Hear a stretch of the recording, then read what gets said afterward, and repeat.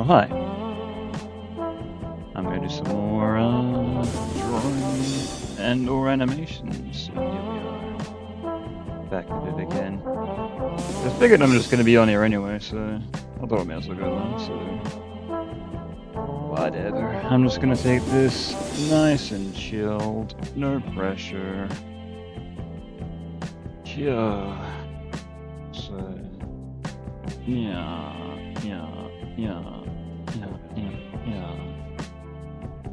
Whatever. I'm just gonna take this. Let me see here real quick. Can I hear the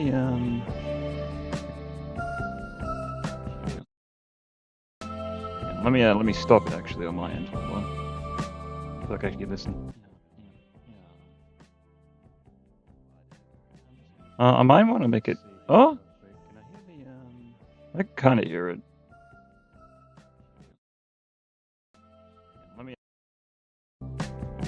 Yeah, it's difficult to tell. Like with these headphones, it's difficult to tell if it's too loud or too quiet, but it should be right. As long as it's close to my voice, should be all right. So let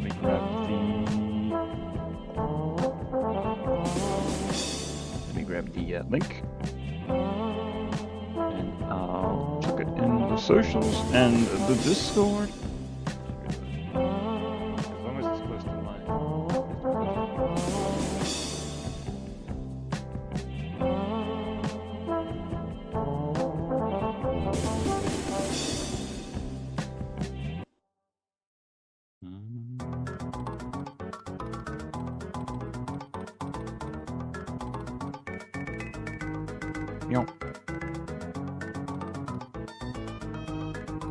This no this oh, I'm gonna put it in the Discord, put it in number as well.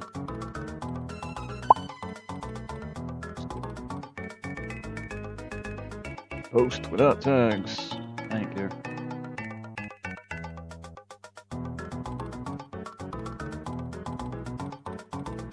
I think it's like one of those things where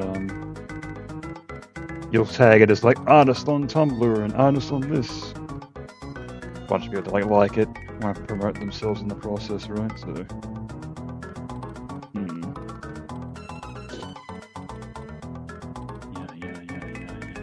Okay.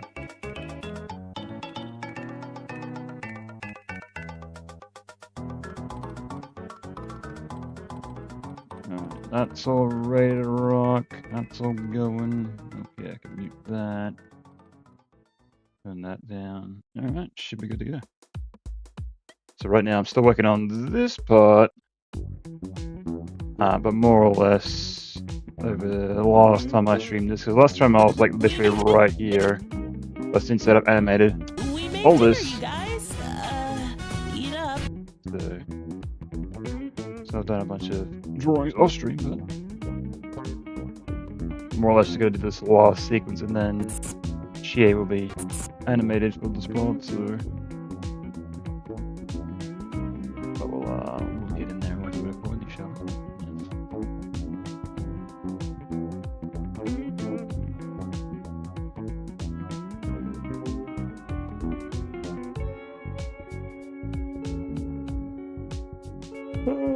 I forgot to draw her eyebrow for the last frame. Hooray.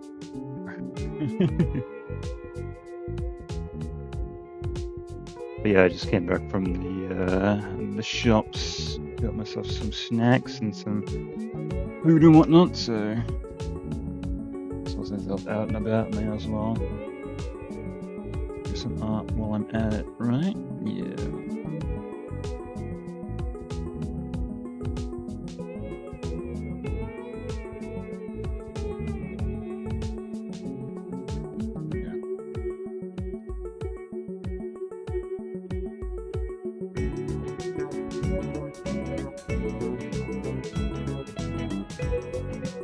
I think it was this track I recently added to the playlist as well. From Hylix 2. A game I never really played much of, but there's some pretty good songs in there.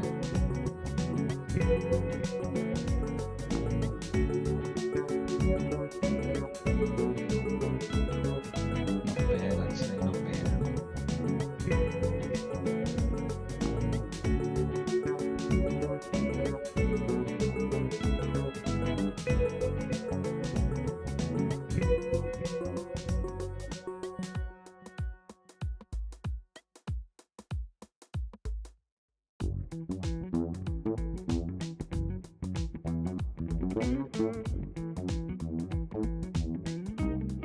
Actually, she's still in the shot. Hang on, we'll go put the virtual camera here.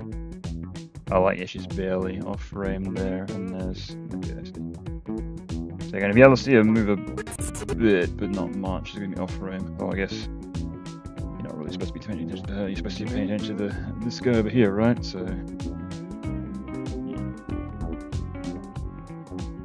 It's that subtle movement you see on repeat viewings.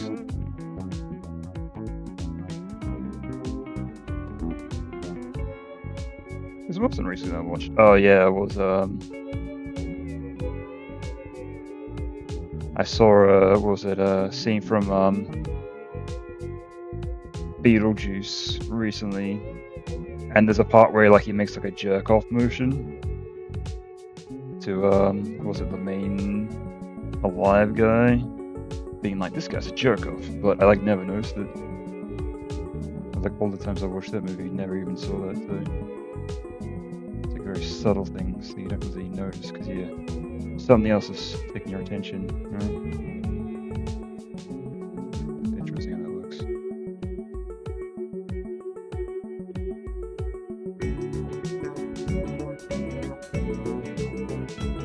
Focus.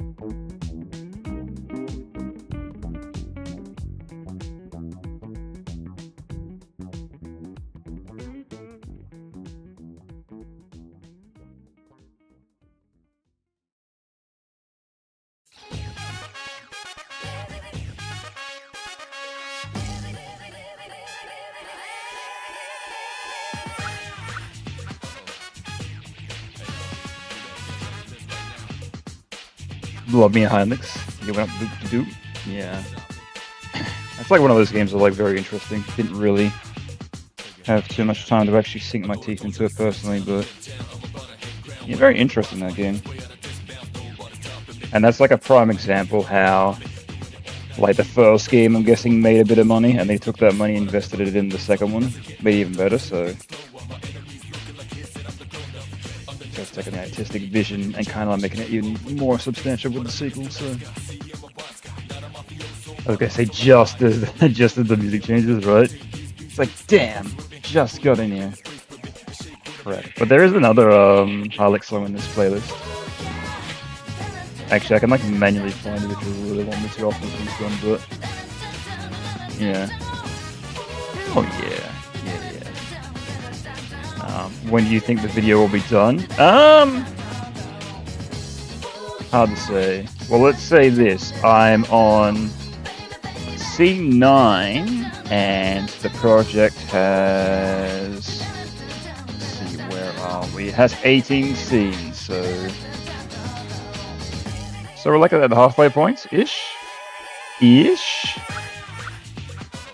But maybe not this year. Maybe next year. That's a big maybe. Yeah, what up, Garfield? Happy New Year. Big fan. I'm not sure if you've been in here or I've said the last one, but I've always been like a Garfield fan, like as long as I can remember. I think I was I found like a Garfield like omnibus. Well, not like an omnibus, it's like a collection comic. That was like all the old comics, like stretching all the way back to where I first started up to that point, up to like the modern ones. And I remember I used to read that over and over and over. It had some like tiny like little minor doodles in it because I'm guessing it like was owned by a younger kid, most likely before it was donated. But I don't really care. It didn't really distract me too much. It's Joe over. It's all over now. It's all ogre now. Right. Love is over. 50% in 4 years. Right. Well, the thing is, I'm just one guy making this. It's literally, you can literally see how slow I am making it right now, so you can see it in real time. But yeah, I literally have only the weekends to work on this now anyway, because yeah, work pays the bills, so that's the priority. I need someone, I need someone to live, right? So genuine chance I might die before then. Ugh. But yeah, I've probably talked about this on stream before, but part 1 and 2 I was making when I had no job, so I was literally able to work on this every day. So I think it was part 1 took me a year. I was supposed to change the song like shit. Yeah, part 1 took me a year to make, and part 2 took me a little over a year to make.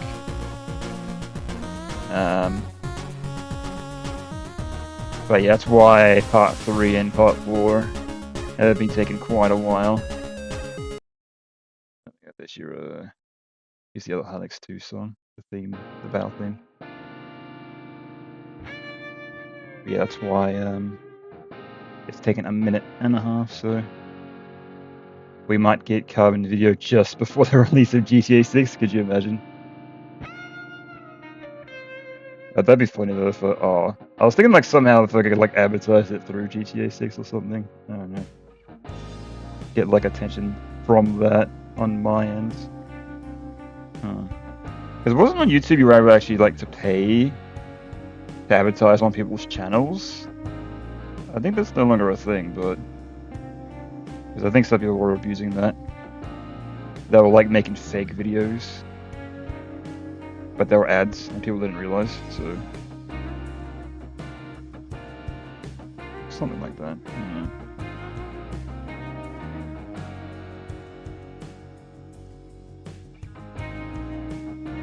But it was the GTA 6 is supposed to come out this year, right? Right. It's not going to get delayed again, right? Ugh.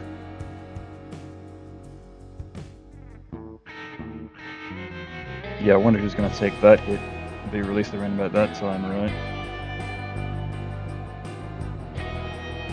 Because you know everyone's going to be playing that game. Jeez.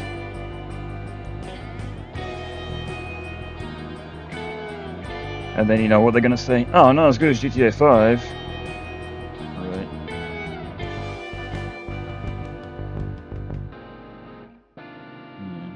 Yeah, of course. To be fair, all the Grand Theft Autos, I think it was 5 is the only one I've actually finished legitimately. I think it was I beat San Andreas, but I beat it with cheats. So, and I don't think I ever beat Vice City. I've seen the ending of Vice City, but I never like beat it like legit myself. It might be a case of like the controls like back in the day were like very clunky. They like never really clicked with me, I guess. So.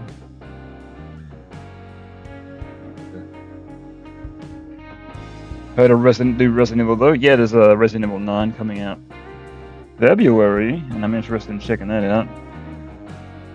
But that's also another case of clunky controls of games that I'm not really that good at, so. But yeah, the more modern Resident Evils do play much better, that's for sure. As well as that so many people are like, oh, you don't need to remake Resident Evil 4, and then you play them side by side, it's like, yeah, this is much better. Holy shit. I mean, you don't need to, but it's an improvement, right? Yeah, it's also a game that sells very well, regardless.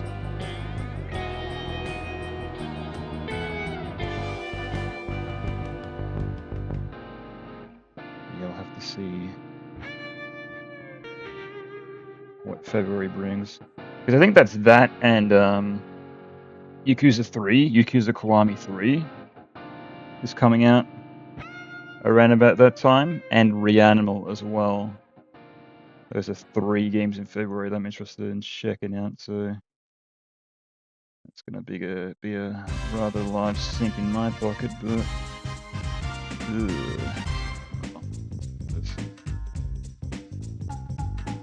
Resident Evil 4 something never need a remake, though it's an amazing game. Oh yeah, of course, but you know, it was pretty much free money sitting on the table, so because you know it's the fans that are, you know, fans of Resident Evil 4 being like, it doesn't need a remake, but at the same time they are gonna buy the new one, and it's gonna draw in more casual fans to Resident Evil 4. So it was more or less free money, and like what they did, you know, the improvements that they made is, you know, 9 days, so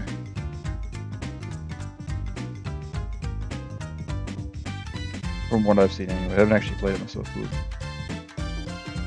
I did watch somebody that's very familiar with Resident Evil 4 play a bit of it, so but I do own it myself. I'll just have to play it someday. I say that with all the time, the spare time that I have, right? Ugh.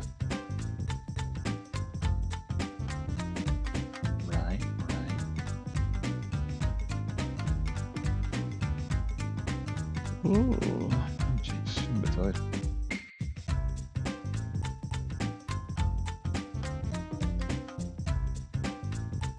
Man, I barely did anything. I'm already tired. Jeez, because I woke up like what? I woke up like literally like 2 hours ago, so I'm gonna go back to bed already. Jeez. Oh my god. I like Resident Evil 2, not the new one. Yeah, I heard that the new Resident Evil 3 isn't that great. But apparently it's fine, but they did like cut out a lot of stuff, and it was no doubt to rush to 4, right? Because they knew that was gonna do like way better. Because you know, if they had jumped from 2 to 4, it wouldn't be like, where's 3? So, to be fair, they could have done 3 later, but I don't know.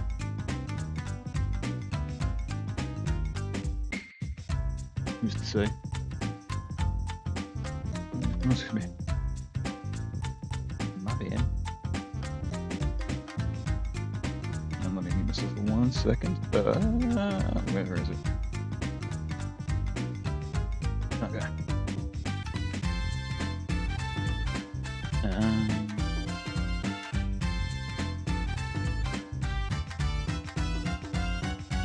But yeah, we shall see. And what I've seen was recently, the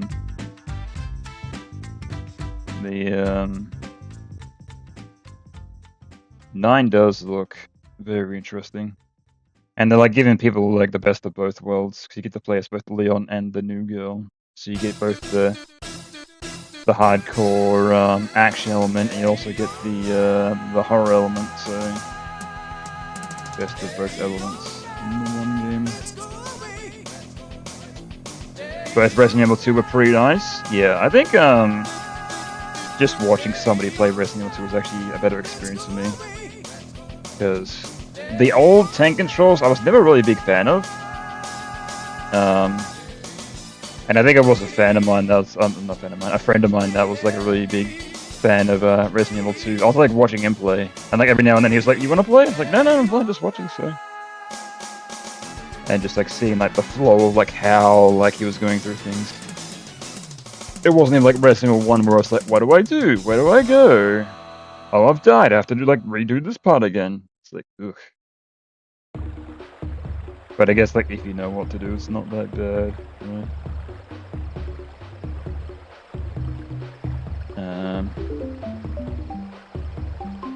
What else was I gonna say? J-Feather. Who? The who? And the how? Hang on. I didn't want to actually add a new Crash Bandicoot song. I do remember that actually. Hang on. Let's see. But actually, I was watching actually somebody stream the old Crash Bandicoot, and there was a song that I did find. I don't think it's on the playlist. Let's see if I can find it. Crash Bandicoot 1 soundtrack. It was in the where is it? Yeah, I think it's this one. Hold on, let me pause this. Is it this one?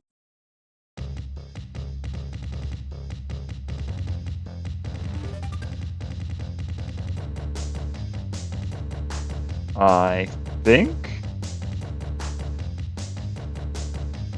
Hang on, let me listen to it for a second.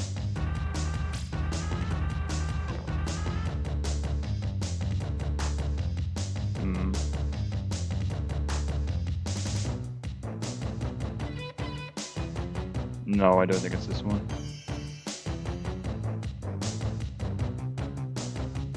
Might have been this one.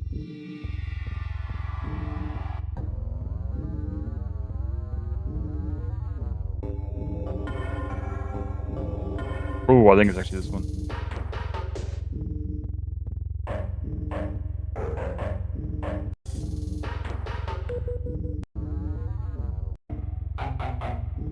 No, actually, it's not this one. Weird.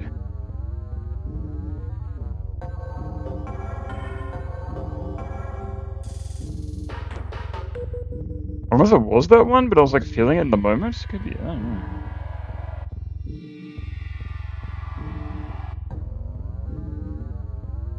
Strange. Yeah, whatever, it's fine. Okay. Whatever, I'll look into it later. I felt like Silent Hill 1 and the DLC was almost like Resident Evil 3. Or Resident Evil 8 felt like Silent Hill 1 and the DLC was almost like Silent Hill 3. A little bit. I think with like 8, they did the same thing with 7, right? Where it was kind of like split into sections. Each section was kind of like inspired by something, so you can definitely see like there's the PT chapter, and there's the bug chapter, and there's the chapter, right? So I'm wondering if 9's gonna do the same thing, and it's like they're changing up the gameplay a little bit to keep you on your toes, so it's not like the same thing throughout the whole entire game, right? So don't want you get bored. Oh, did I forget to draw the eyebrow again? No. Oh no, sorry, never mind.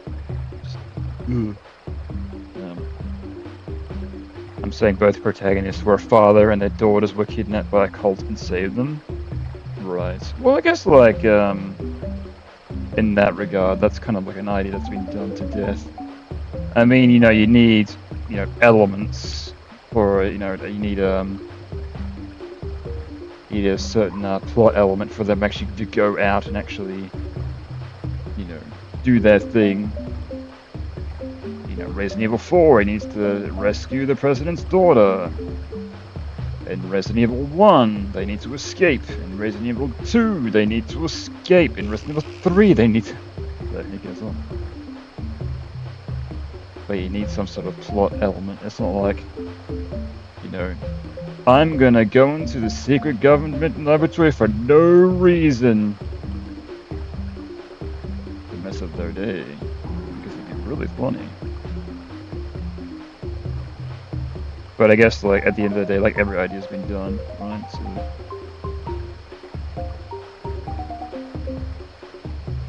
like, unique ideas are, like, the most hardest thing to come up with nowadays. It's, like, simple and unique. You want that fine line, but it's very hard. It's very difficult to actually find that. And it could be, like, a case of, like, the creators getting older. Having families of their own, they kind of like want to inject like what they know into their games, right? Much like the creator of God of War, how he came back for the most recent 2 games because he was out of it for like a little while, and he's like, well, I had a kid, and like that was that. Like I started like writing the story, and so. But yeah, that was inspiration for the most recent 2 God of Wars. It was he was Kratos and the kid was his kid, so yeah.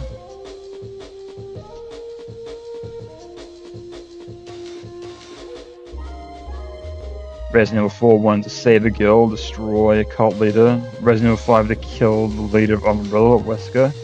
Yeah, exactly. It was like, you know, it was his mission to actually go in there to investigate. He wasn't going there for no reason. It was actually like that was his job, right? To actually put a stop to this.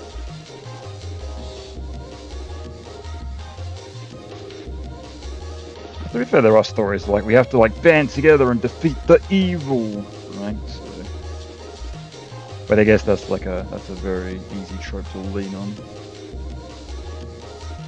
A bit lazy writing, in my opinion, but at the same time, I'm like not really a writer myself, so obviously.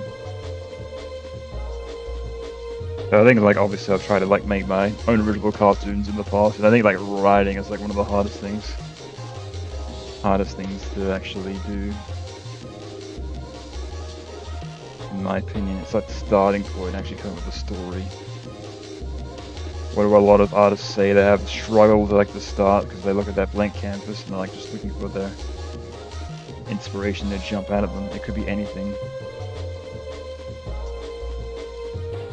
It's difficult to say. God of War, really nice games, especially the first 3 games, but I hate the creator as a person himself. He's toxic. Never really looked at that personally, but each to their own, I guess.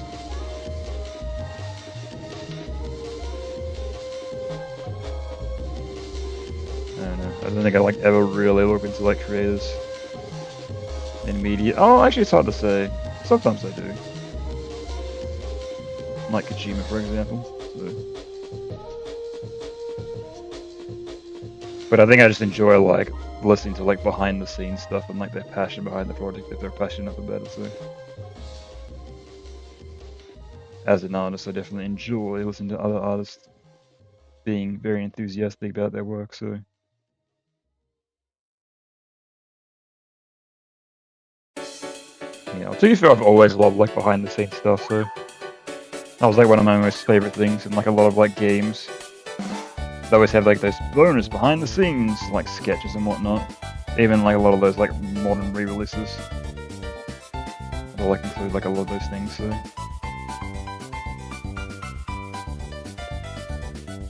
yeah.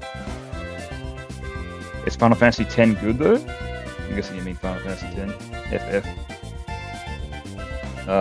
Yeah. I'd say it's one of the better ones for sure.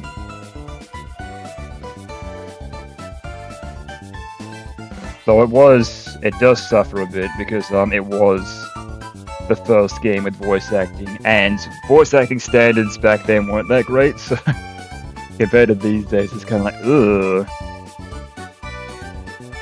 But it is what it is. So there's like a lot of people that do love the game, and that's a game I have like tried to beat many times, haven't beat it completely, but hey, maybe someday.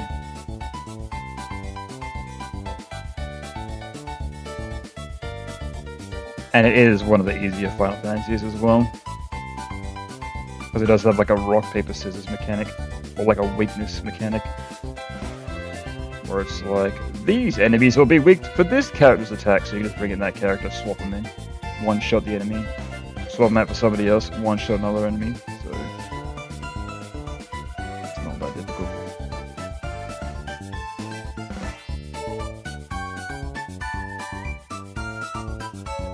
So it does feel like kind of like playing an RPG on autopilot sometimes, but it's alright. I think I want another frame here, so I'll do exactly that. A bit of slowdown. I think 2005 was the best year for Capcom because of successful games like Resident Evil 4 and DMC3. Right. I think like a lot of people like they always have like their favorite like golden era, so whatever it may be. Yeah, it's hard to say. And then again, I've always said like media and video games forever, so you can always play what you like, watch what you like. You never have to really, you know, enthuse in anything new if you really don't want to. But at the same time, there's like so much good stuff out there, so I wouldn't recommend it. But then probably everyone's got that uncle that they know of, and they've been listening to, you know, rock music from the 80s for 30 years and nothing but, so it's because that's what they enjoy, and they'll consistently enjoy it. So, adventure out for new rock music? Phew, I don't think so. No way, man. Impossible. I'll tell you fair, I do enjoy like a lot of music from here as well. At the same time, I do want to discover new music. I'm not gonna harm myself in.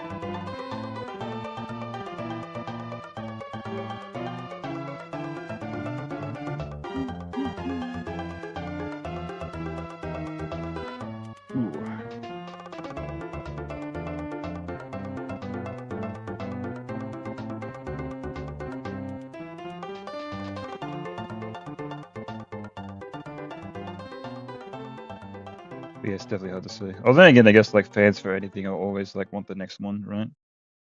Even like with the Persona series, I think it's definitely peaked at 4. And everyone's like, when's Persona 6? Come on! Right. Any day now, Persona 6 news. And I was like, yeah, Persona 5 wasn't that great. Like, it was alright, but Persona 4 was better.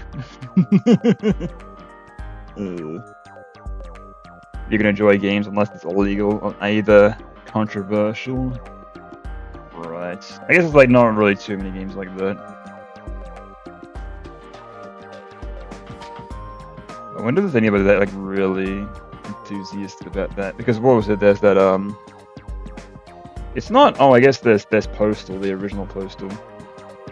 But wasn't there another game that took that kind of concept where pretty much you're just a guy that just kills for no reason? I can't remember what that was called. But I do remember seeing that in the news for that sake.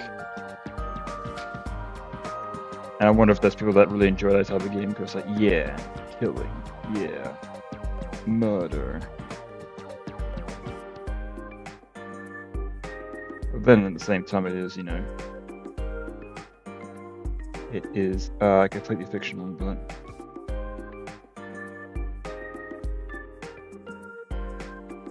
it's definitely hard to say when you're younger if you can tell the difference. Yeah, that's the one, Hatred. Yeah. That's again to kind of like fade into obscurity. It's like very hot for a minute, but I do remember that. Actually, let me look it up because I'm pretty sure that's banned here. I think it might be that and like Hotline Miami 2, which is a great game, but Hatred. Red. Video game. Oh, save 70%. Oh no, it's banned. This item is not currently unavailable in your region. Oh, that's funny. Actually, have I opened up an incognito window? Is it still? Yeah, it's still. Can you play Hatred in Australia?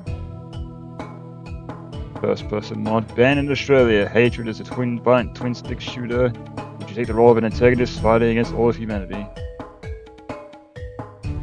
Interesting. Steam charts. Oh, apparently there's 100 people playing it right now, so there's still people playing this game right now, so crazy. Oh no, 77 players right now. Huh. There we go. Interesting.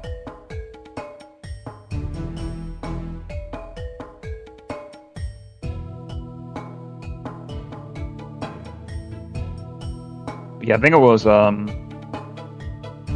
Hotline Miami 2 here was banned. But I think it was that actually got put up on the PlayStation Store here by accident. So I was actually able to buy it and play through it. And ironically, after I beat it, they realized it. There was some sort of like weird thing about that, because I think that was like a Hotline Miami collection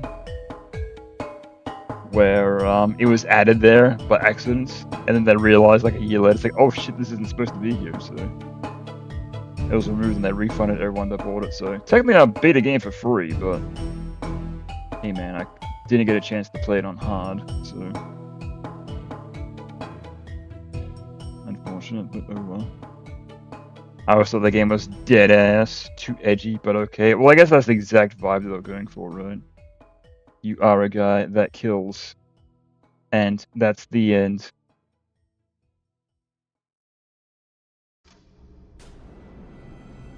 But ironically, you can play Postal here, the first Postal, and that's pretty much the exact same idea, right?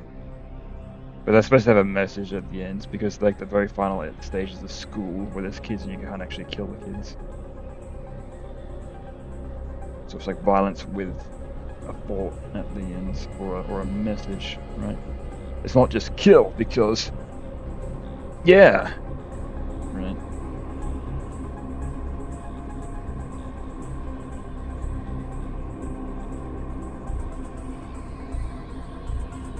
Excuse me. Yeah, at the same time, if I really want to look into it, I could just like look up videos, so can't stop me. And I guess there are probably ways that I could probably pirate it if I really want to, if I really want to. I think even like the creators of like Hotline Miami 2, their reaction to seeing that it was banned in Australia, they're just like, pirate it, we don't care. Whatever. Have you played Half-Life? I've never played the first Half-Life, but I am like pretty familiar with it. I do like Half-Life for the memes. For the memes. It's not shutting down! Gordon, stop fucking with that microwave! Right. But I played through Half-Life 2, because that was a part of the Orange Box collection that I got back in the Xbox 360 days. Because I'm not really a big PC guy, like I very rarely play games on PC personally, so that's just me.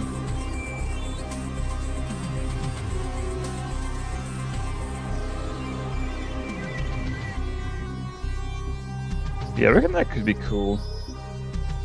Playing through one of the original Half-Lives, maybe like a mod or something. To like make it a bit different. I'm not sure if I could play through like the vanilla Half-Life as is, but...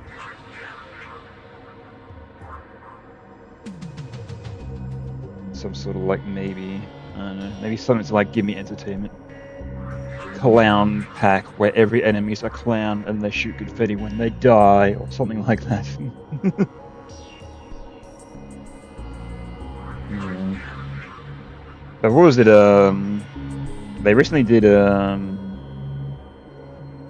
Return to Black Mesa, I think it was called, which was supposed to be like the remake / reinterpretation of Half-Life 1, where like they fully fleshed out Zen at the end, because Zen apparently was quite rushed in the original, so they have shifted to there and like fleshed it out, actually made it proper. So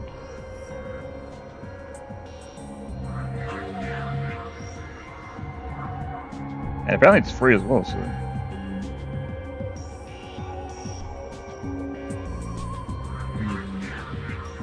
I found Gorman Freeman voice lines. It was just a sound in the video to understand the joke, right? Because he doesn't speak, and that's the joke.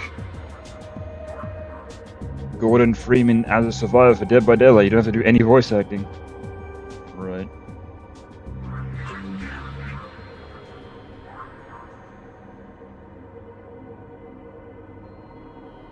What was there? Was another, yeah, there's something else like that as well. I can't exactly remember, but like it was like dead silence because of course.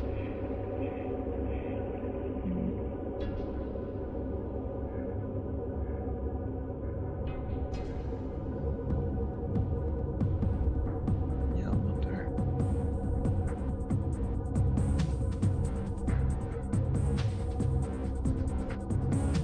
Yeah, I probably can't recall.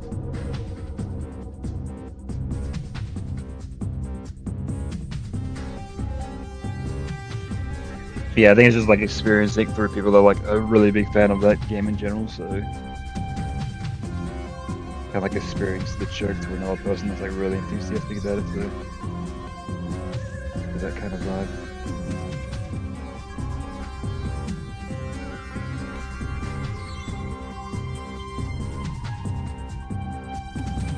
Heard of Forbidden Siren? I know of Siren.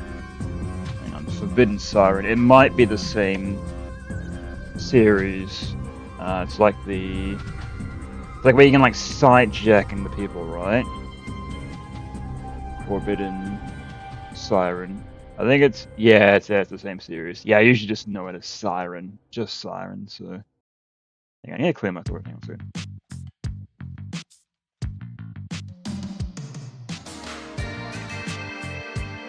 There we go, that's good enough. But yeah, this is also a game I also like watch people play. I think actually, I think it was actually a YouTuber that I used to watch. I remember his name was The Heartless, and he used to just play like horror games, like old like PlayStation horror games. And I remember that was like one that he played through, and I think that was like my very first exposure to that game. I think it was the PS3 version. I'm pretty sure. But he got the disc, which was like all the episodes on the one thing, so you could play through them all. Because that was the style at the time. Remember episodic games? Oh Jesus, those were the years. Yeah, I think the idea was like you download the game in episodes and you could buy it all later on a disc if you really wanted. If you didn't get it like as it was coming out.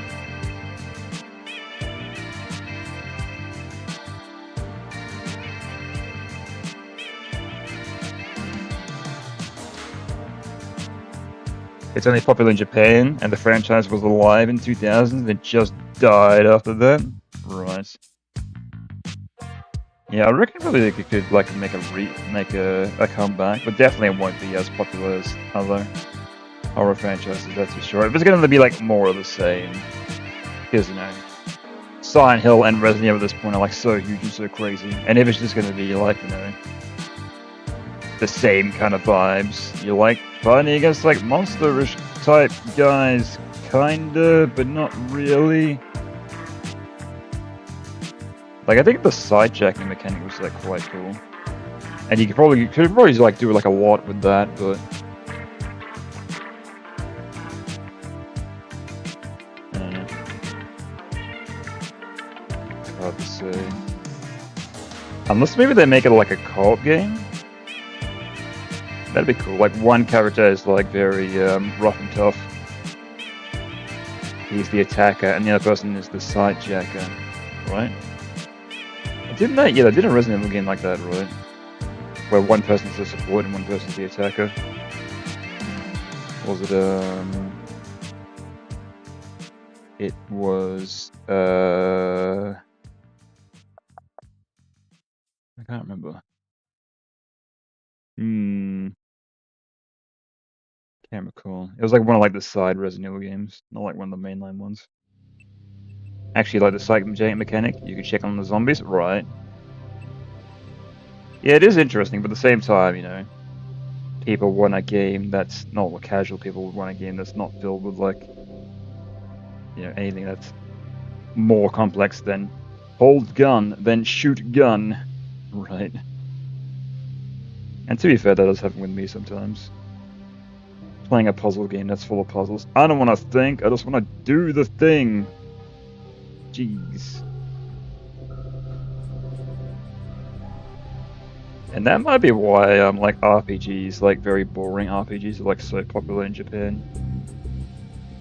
You just press the button and the game advances, number goes up, right? Interesting. Kind of interesting that it was made by the same director of Silent Hill 1. Really? I'm guessing he probably split off and kind of.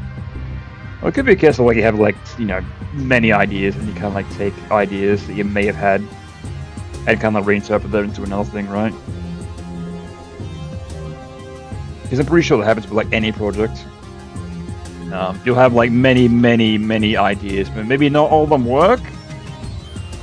And maybe a lot of them have to hit the cutting room floor. But later on, you can take up some of those mechanics and like reinterpret them into other things, so. It's happened many times before, so. Like revisiting all the concept art that you had from like a while back. Because even most notably, I think it was Mario 1. It was either Mario 1 or Mario 2. They wanted to have like a dinosaur type creature, but at the time it was like way too complex. to actually put in the game. So later on, when they could actually do that, and they did it. So, but you can like find like very old sketches from like the very first Mario Brothers where they did kind of like concept that.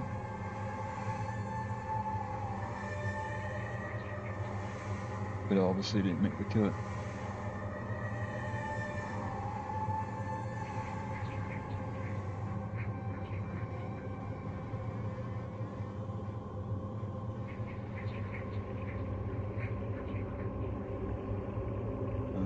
I am drawing. Oh, jeez, I'm not drawing behind. Uh-oh. Oh, man. Crap. Oh, damn it. I've been, like, drawing, like, on top of this the whole time. Jeez, let me fix this. Like, you can probably, like, barely see it on stream, but usually because there's a thing on this where I have, like, draw behind on. And it's not turned on, so, like, every single time I, like, draw, it'll, like, draw a line behind the previous line, but it's not on, so... Yikes, that's alright, I can just go over it again. Is this one fine? That one's fine, that one's fine, that one's not! Let me just draw over it again. I'm like super hunched over, like I'm like, my face is like very close to the screen so I can see. Well, you probably can't even see it, but yeah, I can see it. Perfection! Jeez, thank God I noticed that, holy shit. If there's like 2 frames left in the sequence, but... Okay. Resident Evil GameCube ports were weird, but really good at the same time. Yeah, I think that was also because at the time, Capcom had a deal with Nintendo where they'd publish X amount of GameCube games. So that's why Resident Evil 4 was GameCube exclusive for like the longest time, and also there was Resident Evil 0, Beautiful Joe. I'm not sure if yeah, Okami was PS2 as well, right? So I'm not sure if that counts, but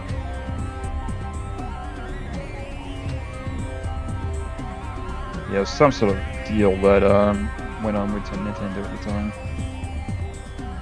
And I'm assuming it was probably like they probably like signed on it pre-GameCube.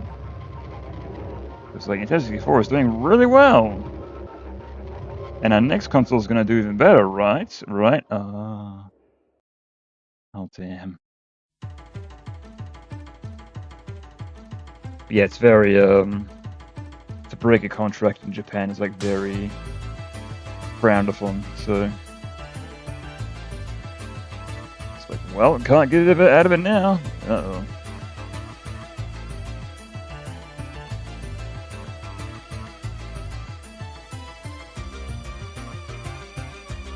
Because most notably, I think it was Kojima had to stay at Konami until his contract expired. And I think they didn't want him to meddle with Metal Gear Solid 5, so literally the story was when he went to work, they literally locked him into a room so he couldn't like do anything. So he was stuck in a room for 8 hours. With nothing to do. And I think it was like literally the day that his contract expires, he announced the construction of his new studio, so...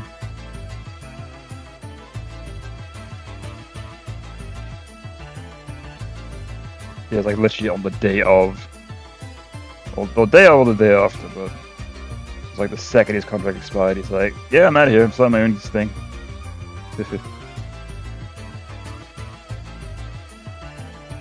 Even wait a second. Resident Evil 4 is highly considered to be one of the best games. Oh yeah, for sure. And that's what I was saying, it was free money. Them not remaking it would have been crazy, so... You know, it has such a high reputation. And now you're making it even easier to play? Well,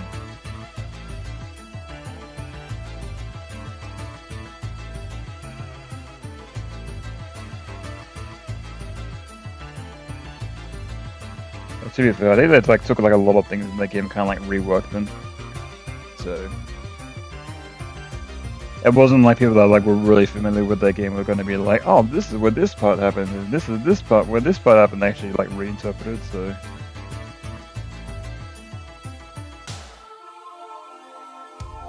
It was kind of like treading the same kind of beats, but at the same time it was like having a new fresh spin on it. Which is what the Silent Hill 2 remake did as well, so... Which is absolutely what you should do.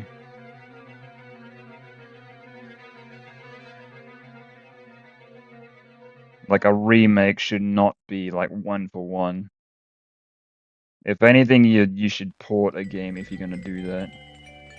But remaking everything from the ground up, from scratch, and just doing the same thing again, it's like, It's like, why? If the old one already exists, like, what's the point? Mercenaries was tough but fun too. Oh yeah, that's like the additional mode, right? Like the where you gotta like survive, right? 'Cause I think like Resident Evil 2 did something like that as well. I think, or I might be thinking of the Tofu mode. Could be that. I don't know.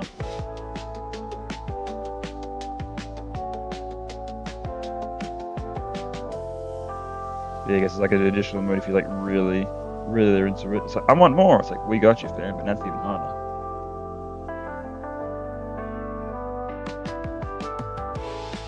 Which is exactly what you should do for those that really into it.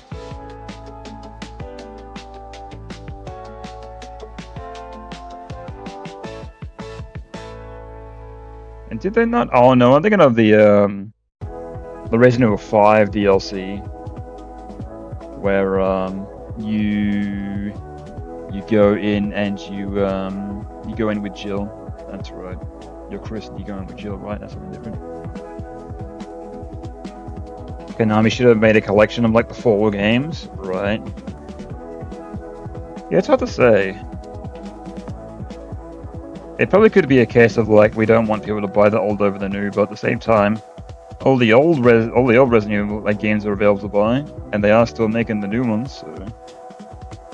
At the same time, Resident Evil is a fucking massive franchise, so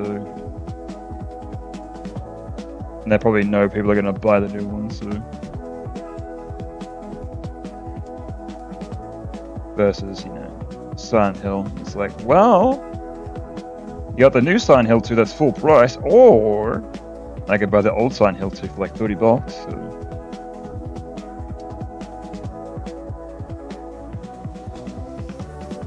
But at the end of the day, I guess it is a sales but that's what it's not sure exactly how that works. Who gets to kind of what, or I don't know. Who's to say?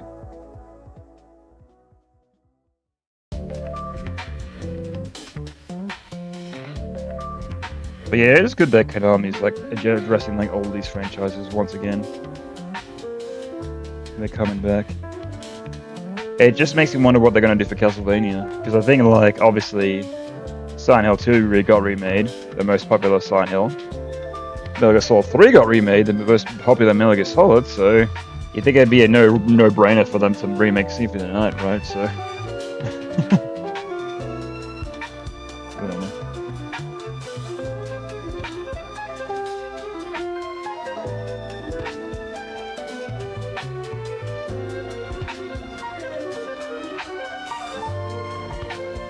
Excuse me. Probably didn't hear any of that, but it's got like a bunch of like phlegm over my throat for some reason today. It might be because I'm like also like looking down. That might also be like true, right? Like I'm like looking down at my tablet, so I'm drawing. Let's see. You can play Silent Hill 3 or 1.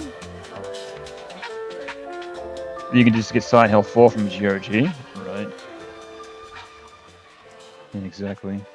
Well, I guess like, well then again, I guess like now that at the end of the day, like, you know, your mainstream audience isn't like a PC gamer, so.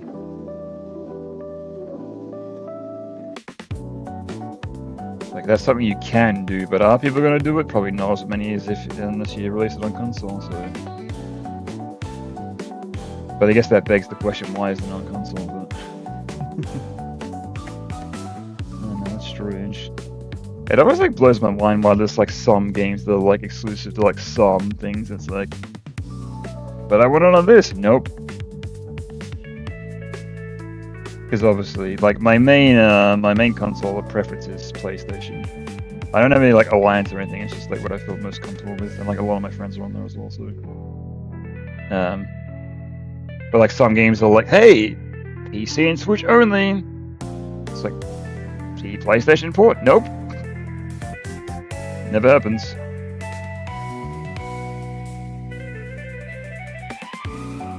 Yeah, but I guess if it's a single player game, it doesn't really matter. But and I guess like a lot of multiplayer stuff anyway is becoming like more cross-platform is becoming more and more common. So I guess at the end of the day, it doesn't really matter too much. So. You think about your first Silent Hill was 3, if you remember correctly? Ugh. That probably would have been a bit rough, the 3 being the first one, but that would have been a lot of where the hell do I go? Because I think, like, very strange the way the game was designed. It must have been designed with, like, bands in mind, because that first section was, like, the subway section. And even people that are very familiar with the franchise, I do see them getting lost. So... But I think actually out of every Silent Hill that could be remade, I think like 4 probably would benefit the most. Because 4 has like one of the most interesting stories in my opinion, but it like has like one of the most kind of like one of the not greatest mechanics. So, and like the apartment concept and like the how it becomes like more corrupted over time is like very interesting as well. So.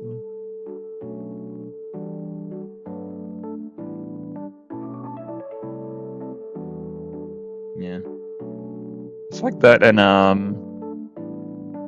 what was the other game? Yeah, I think it was Fatal Frame 3. Did kind of like a similar idea where you like go back to your apartment and then like go back into the nightmare and then come back and then go back, right? Yeah. But what do they say? Every idea's been done. So.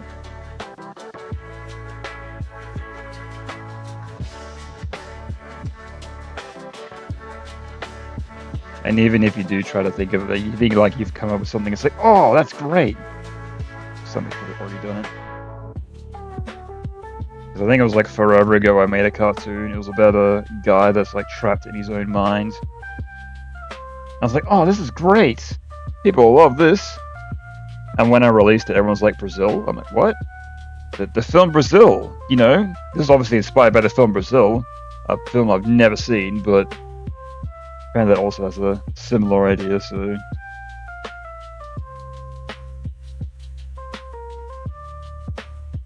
Yeah, if you got an idea, someone's probably already done it, so...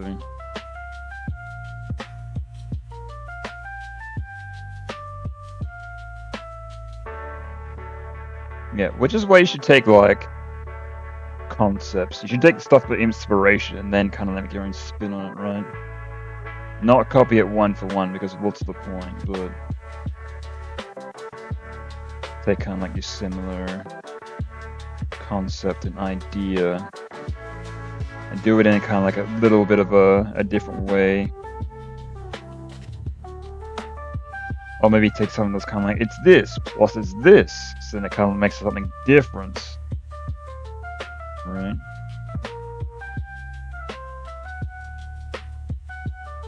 In a way.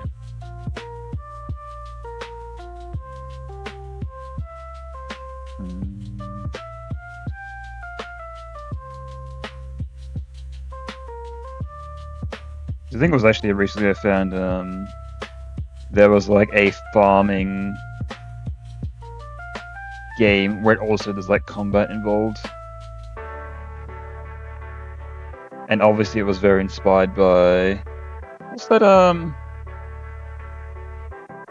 god, it's like on the tip of my tongue. Farming game...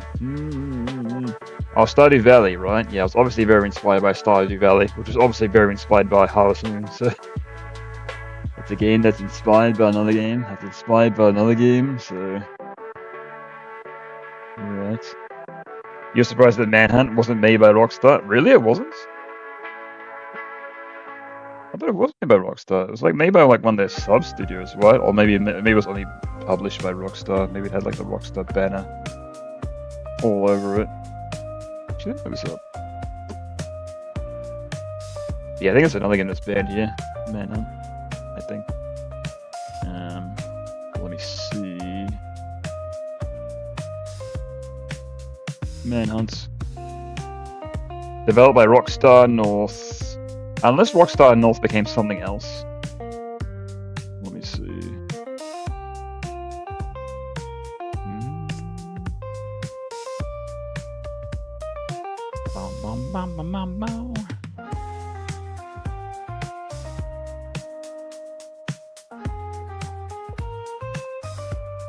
No, they're still the studio. Oh, they made Lemmings. Interesting. Does that mean that Rockstar owns Lemmings? Interesting. Oh no, more Lemmings! Yeah, they used to make Lemmings, jeez.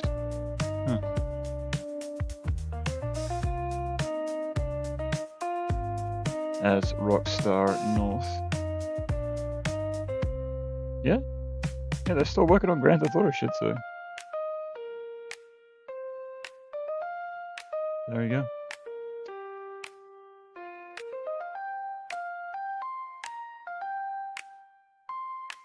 There's a Manhunt TV series, unless maybe this ain't nothing to do with the game.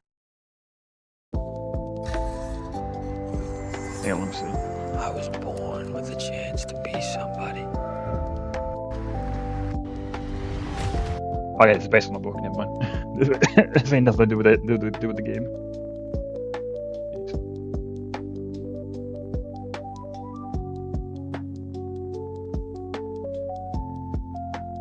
Are you surprised that it was made by Rockstar? Oh, I see. I misread that. I thought you meant that it wasn't made by Rockstar. That's why I was a bit confused. I'm like, yeah, it was, but my bad. Oops. But yeah, I knew that. Yeah, I think like back in the day, like obviously, Grand Theft Auto was a hit, but it like wasn't the huge titan that it is today. It was like back in the day where you did like pump out like games like every other year, so obviously Grand Theft Auto was still their golden goose, but you know, they made like a bunch of like licensed games. They made like the Warriors, they made that Scarface game. So, but now obviously because Grand Theft Auto is a massive juggernaut, that's their main priority. That's the reason why they made Red Dead. If they didn't jump from like straight from Grand Theft Auto 5 to Grand Theft Auto 6, but it's interesting.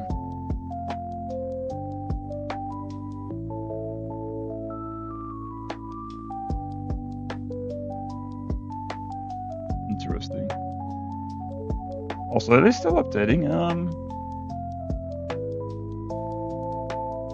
Red Dead Online? I'm not sure. I'm surprised like Grand Theft Auto 5 still gets updates. Even though 6 is like right around the corner, right? So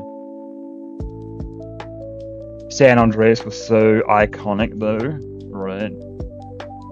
It must have been because like games like obviously a bit cheaper to make, a bit on the cheap side, so they ever just like to pump in like obviously like more and more money to get them made faster. And I was like, they more or less were just reusing the same engine, making different character models. So taking the 3 engine and then going from 3 to Vice City to San Andreas. So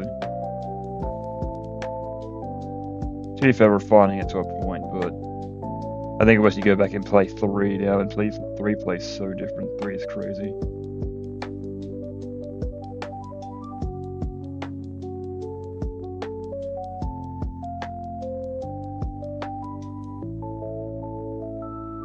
I think it was I never even like knew that Grand Theft Auto 3 existed for like a long time.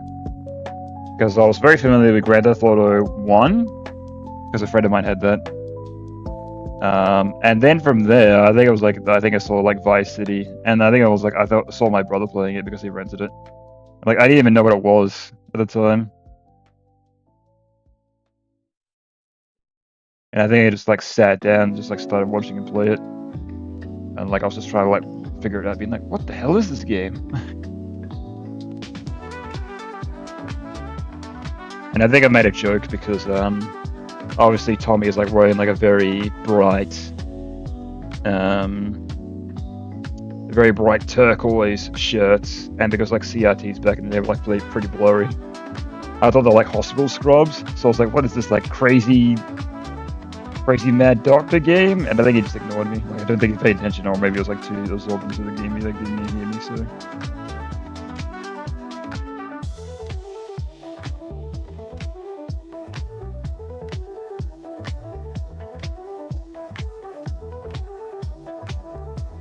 you think to try Tekken 3? Yeah, Tekken is the game that Tekken is a series that I never really got into. Like I remember, I love Soul Calibur. Soul Calibur was great, but even that's a game like never really learned how to play. Like I kind of like learned how to play through feeling. I never really like learned like the moves, right?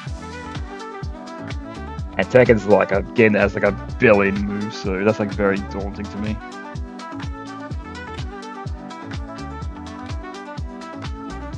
And apparently Tekken 8 right now is in a state where the game is kind of like not that great, so. And I think like the reason why 7 did so well is because Street Fighter 5 sucks so hard, so. A lot of people are playing Street Fighter 5 is like, this game sucks, what else we got? What's this Tekken 7 all about, right? So that's pretty much the only reason why Tekken 7 did so well. Because Street Fighter was doing so bad at the time, so. But ironically, it's kind of flipped in the other direction now. Street Fighter 6 is doing well, so Tekken 8 is suffering, so.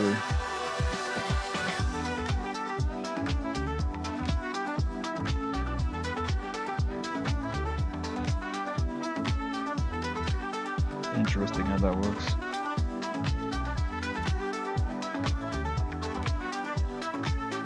Yeah, but I guess like if you're gonna play Tekken 3, I mean that's a game that's done, like, no balance patches. I guess there's like no online, so you can't play against other people, but I guess you can have friends play around and you can like play like through Parsec or whatever, but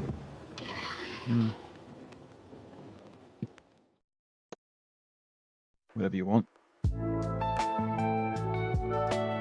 But yeah, Tekken like definitely takes a long time to master, that's for sure.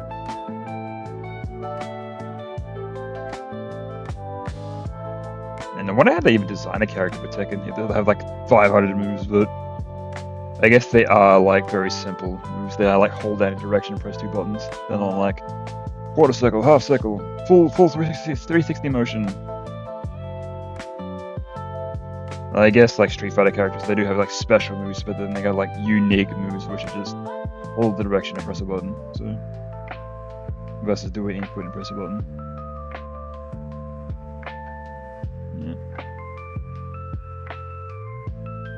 But I think that's why I do like the versatility of Street Fighter. It is very pick up and play, where Tekken is a lot more daunting, and like Mortal Kombat is like very daunting in that way because that was a game that was built around secrets. So every character is complex to play on purpose because that's the game design. So.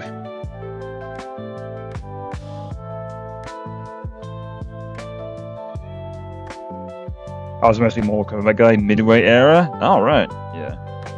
I think I've been like a big Mortal Kombat fan all my life, but pretty much the one that really hooked me was Mortal Kombat 3. Like I loved that game; that was so good. But yeah, I've never really was that big into Mortal Kombat. Like I think I knew like I say like always like how you play Mortal Kombat. You learn like one character, and that's all you get because like.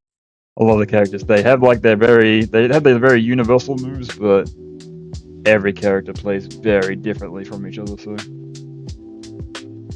I think even when Ghostface came out for Mortal Kombat 1, I like was playing him for like a day, and I did, well, actually like 2 days, but I did like learn a bunch of stuff. But if I tried to play him now, would I remember anything? Nope. But hey, give me Street Fighter 3 and I can pick up and play Dudley any day. Give me Street Fighter 4, I can play Dan and Hakan and all my boys. Hell yeah. Just play any Street Fighter. You can pick up and play Ken. Because that's the character design. He is literally the easiest character to play.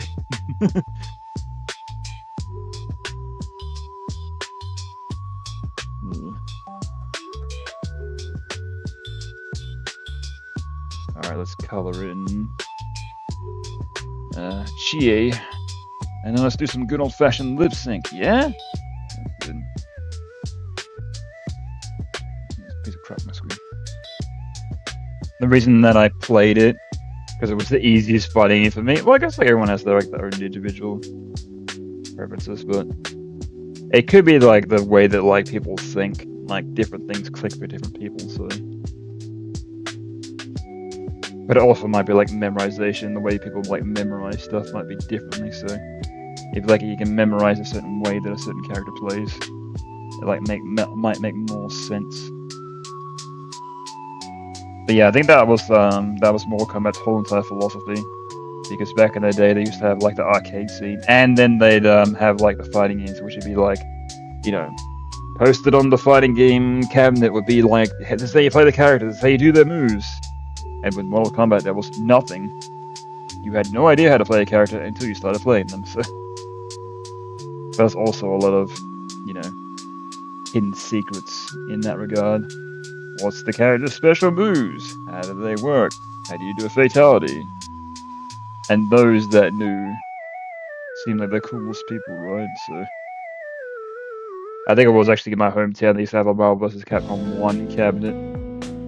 And I like had no idea how to play. I was like just mashing all the buttons and whatnot, but I was like being like, "Oh, I'm doing like all the super moves," because like it's very, very easy to do that. But I think it was I saw one guy that was playing. He was playing Captain Commando and just like spamming like the lightning attack over and over again, and then summoning Sentinel, whatever he needed to. I'm like, this guy's so good, even though he was pretty bad. He was like pretty much just spacing out, but at the time, he seemed amazing.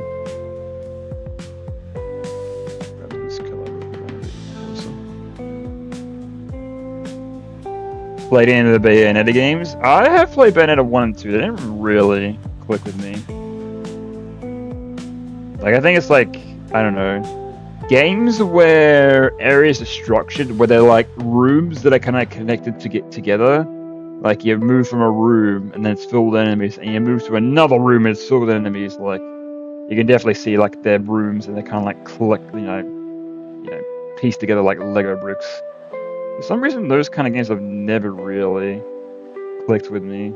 I think that's why I don't really like Kirby that much. Same deal, but yeah, no, I've never really played in the DMC game, so hard to say. Oh, I think I did play DMC 1. I played like forever ago at my friend's house. I can't really remember anything about it, but hard to say. But I've heard DMC 3 is good, so I don't know, maybe one day. Maybe.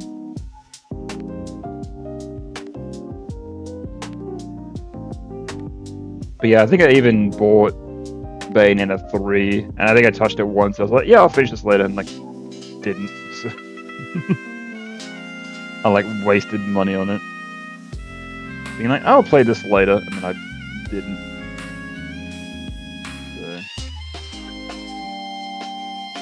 Classic.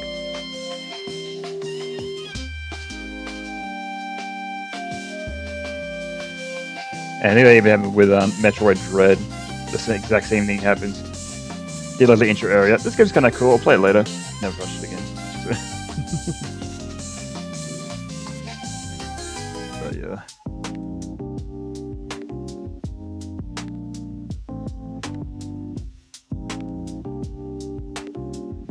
Each to their own, I guess. Whatever you enjoy. And that's that's why there's so many different types of games, right? For different types of people. And then, with that being said, it's like your basketball and your Call of Duty sells well every year.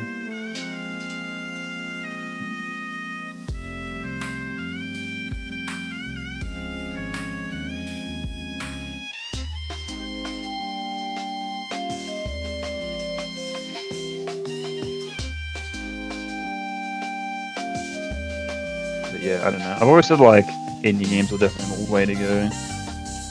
Like I think I've always like loved indie games since the 360 era because there are cheaper experiences and there are more unique experiences. So,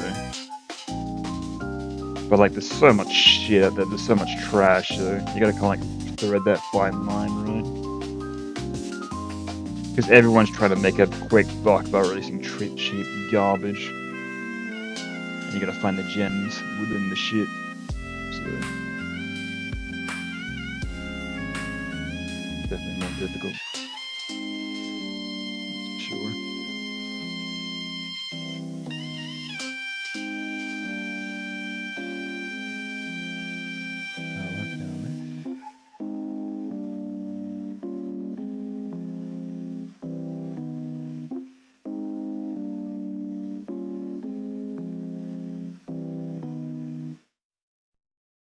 Okay, there's that done. Very cool. So now it looks like this. Wait, let me zoom in a little bit. We made dinner, you guys. Eat up. Dude, sweet. Okay, cool. Awesome. And now I gotta do the lip sync for that area, that section. So here's where the fun part happens, right? Right.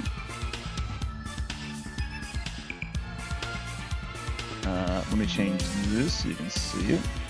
This is like a nice, like, dark blue, or maybe like regular blue. You can see that, right? Yeah, let me actually change the song to actually hear a bit better. Actually, let me turn this down a bit, actually. That might be a bit better.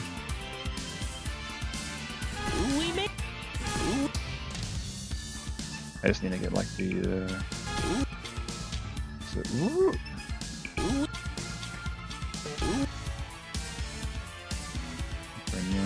We made dinner.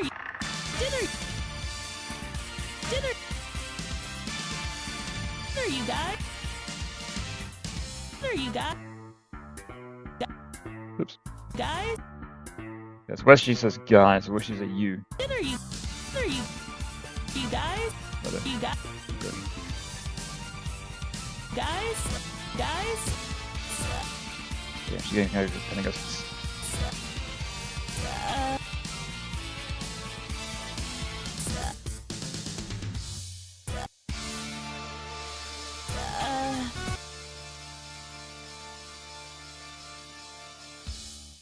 Eat up.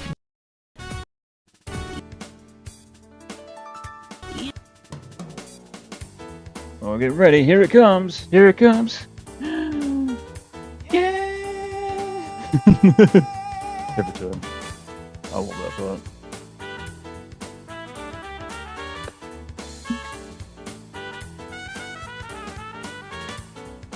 God, I love Marvel 2. It's such a good game. Holy shit. I think that's like one of the games I'm like not really that great at, but I can like go back with friends and just have an amazing time every time. Oh, it's so fun. Eat up.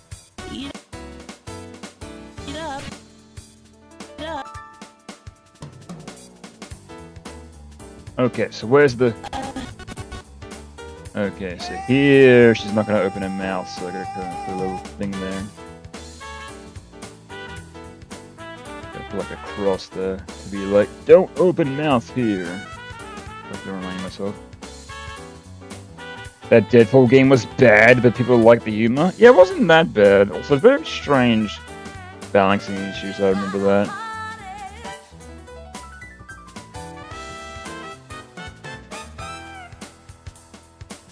But yeah, that was a game I was always interested in checking out the re-release of, because it got re-released for modern consoles. But yeah, I remember that was the game that was actually like, you do the basic difficulty. It actually was way too hard. So And there was no, hey, you can turn down the difficulty on the fly. Nope, you had to start a brand new game. Ooh. Sucks. Hang on, what does all this? Because it's time to go camping. We made dinner, you guys. Okay, I'm thinking like when she starts off, she should be like not smiling when she starts off, but then as she talks, she'd be like, what? Right. But yeah, that Deadpool game was fine. Well, what happened to? I think it was High Moon Studios. I think they closed down soon after that. Now, let me look that up. High Moon. Oh, did they get rebranded or bought by somebody or?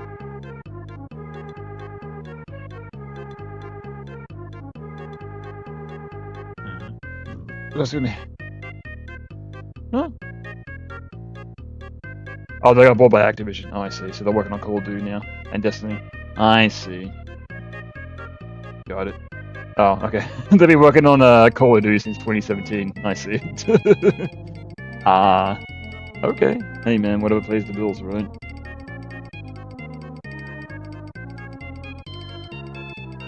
Wow, they made like a ton of like Transformers games as well. Crazy. But they didn't make the good one. What was it? There's that Transformers game that was made by Platinum Studios. That one's amazing, and I don't even give half a fuck about Transformers. I was like, this game's amazing. Holy goddamn. Jeez.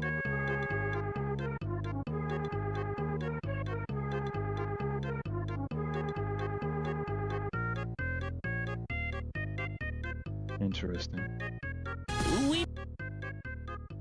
Okay, so whoop.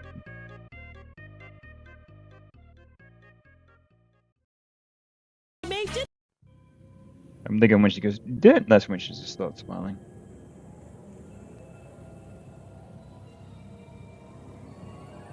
Makes sense, right? Not smiling right away, but then over time. We'll get to it.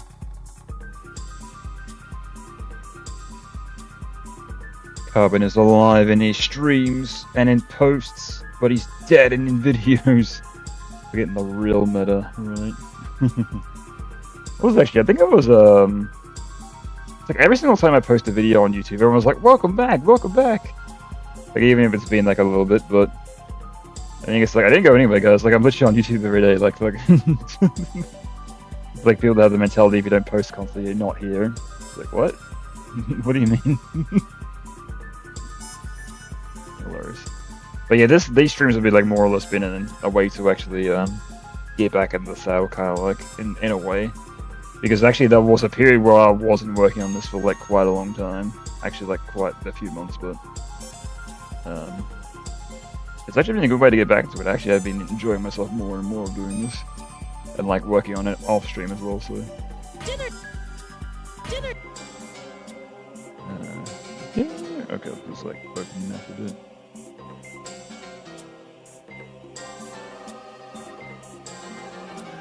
Not that I really needed to stream to finish this, but you know, when you're actually live, you know, you want to be like, people are watching, I gotta do the thing, right? So There you.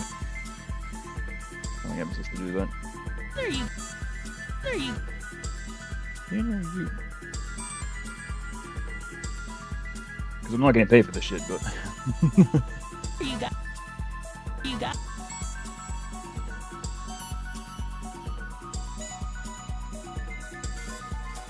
Guys. Okay, so she goes guts, and she kind of. Hang on, I put an X there as well, because obviously she's not going to open her mouth, so I went for open mouth there.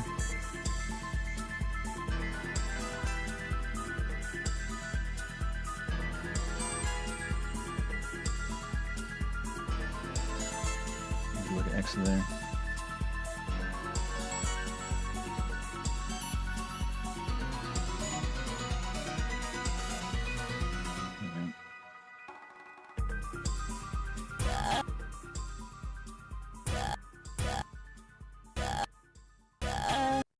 Okay, she kind of goes, immediately. I see. I guess. you, you know. Eat up. Kind of like a fake smile, not really a smile. Up. Alright, and then we go through again, and then we draw all the open mouths. Right.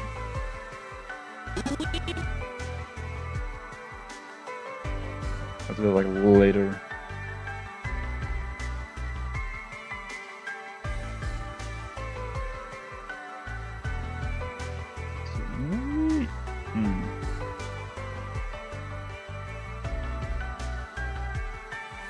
I need the wheat. They're like very wide. Mouth.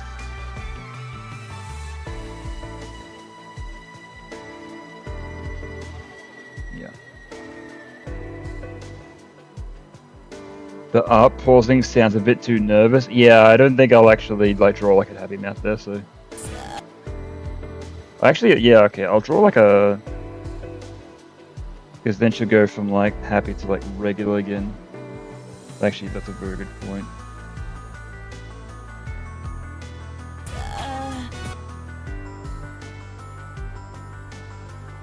Where's the... Oh, I didn't even draw a mouth here.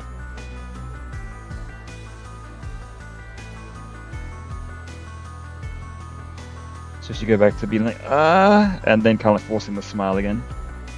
We made dinner, you guys. Eat up. Yeah, I see, I see. That makes much more sense. Perfect.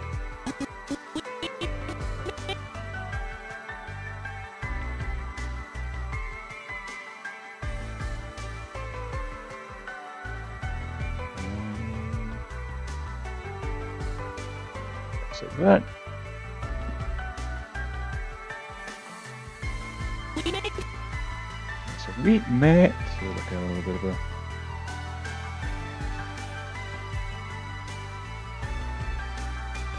Bit of a happy mouth, but she's got the eyebrows going on, so not quite that happy.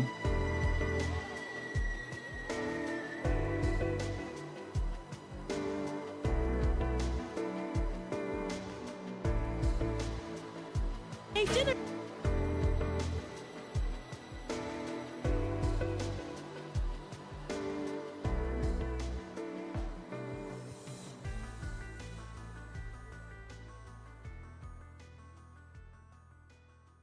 A little wider mouth.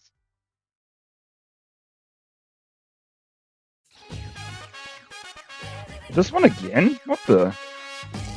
This song's already played. Oh, it might be because I went to the other song. Maybe the roulette shuffled. I'm gonna skip it. No. I refuse. My hair's gonna be white and long before your animation is finished. Right. You're gonna have like that David Lynch hair. Fucking morons everywhere.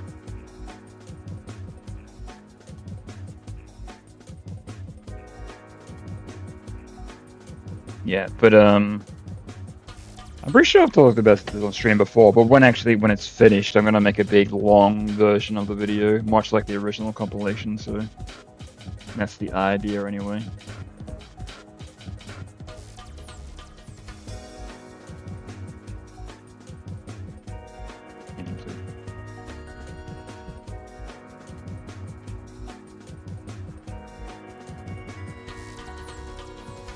What a heavy load Einstein must have had. Fucking morons everywhere.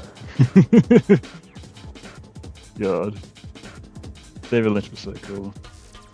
Such a shame he passed on, but... I think there's like a bunch of like films like I've never saw of his. Like David Lynch's story was like very, very interesting. Used to be a painter, but then he went into film. He saw that film was kind of like, you know, paintings, but they move, right? So, and I do kind of like enthusiastic, like I do kind of like relate to that, because obviously I used to be like a cartoonist making comics, and then going from that, like animation was kind of like the next step. It was like, what if I can kind of like, you know, make character do this, and then kind of like move like this, and like I've always said, animation you can do anything, so there's like no creative limit really. So always loved that. There you go. dinner, you guys.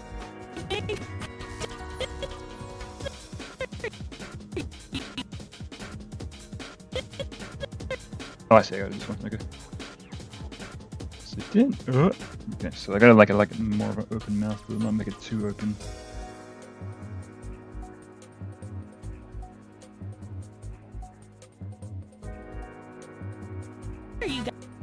You guys. Actually, I will do an extra frame here. Guys. Yeah, it's fine. Give me a little bit of extra space. Make this O now.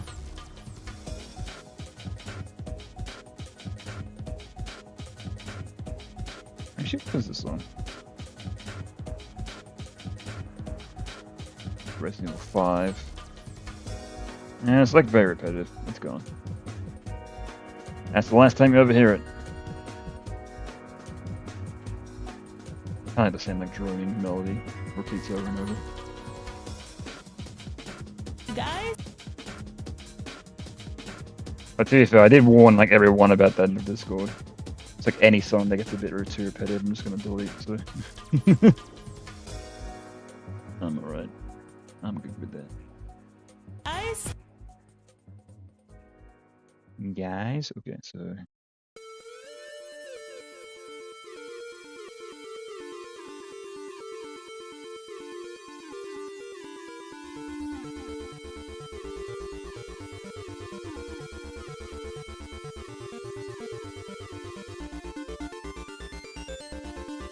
Look at a big wide open mouth for that. We made dinner, you guys. And then I'll do like a kind of like a small amount for here. She'd be like, but I'll do like 2 keyframes, so I don't have to like, I'll make it like the animation like smaller, right?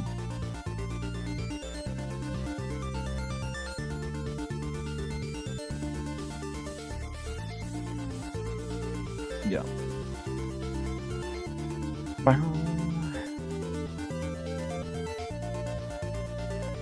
Yeah, I'm gonna be old and wrinkly by the time it's done, right? Yeah, but I think I've always said like this is gonna probably be my magnum opus. Probably gonna be the thing I'm gonna be known for years, but at the same time, I don't mind. Because like I've always like wondered like what's gonna happen if I like start making original content after this, but I think I think that's like the go-to. What a lot of people say, you should make parody work until you eventually get a following and you can start making original content. I think like when you get like a big following, people will support you no matter what, so right. I feel like the mouth movements are important when animating. Right. I think it's like people that like take the character model and like they'll cut out sections like how they animate like mouth differently. I don't like draw the mouth on the character, but I really wondered about that. Like they did like the Simpsons type mouth. I was like, how do you do that? Like I just wondered. But yeah, I think it was a lot of my older cartoons. Like I didn't really animate the character. I just made them stand in place where I animated the mouth. So that's kind of how I got. That's how I kind of got good at lip syncing too.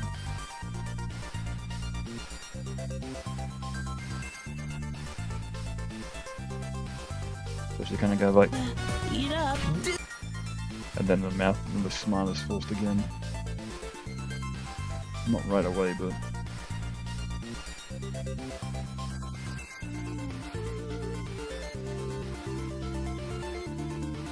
Yeah, it depends on the media as well.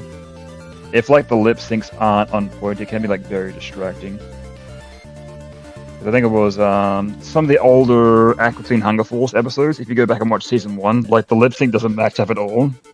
It's like, what the hell? Like, it's extremely distracting to watch.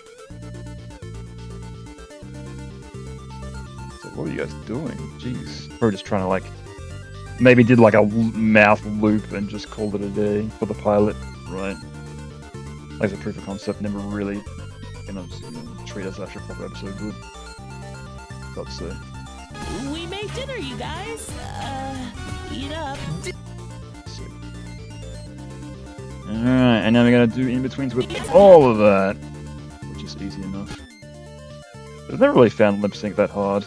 I think like what a lot of people do is they do they'll do like mouth charts where like they do like pre-drawn mouths and they just like have to copy and paste. So that's why like, a lot of people do find it very boring. But like I've never done it that way. I've always each mouth is always uniquely drawn from scratch. Even if they are similar shaped, I've never drawn the same mouth twice. Oh crap! I'm actually doing it the wrong way. Uh-oh. This way, please. Thank you. Yikes. Your animations is pretty smooth, right? And that's also a case of being self-taught, because I never knew how actually like anybody else would do it. So I was like, well, you just animate every frame, right? So where in traditional animation, every second frame is a unique drawing. It's very rare that you'll see animation on ones. That's why sometimes when you'll watch animation, it looks a bit smoother than usual, and that's why. Because I think with like movies that are animated on ones, like if they go like all out, they want to make it like look really good. I think it's why like a lot of people like love. I'm not sure if like Studio Ghibli movies are like done on ones. I'm pretty sure it's probably like a combination of twos and ones. Probably not all ones.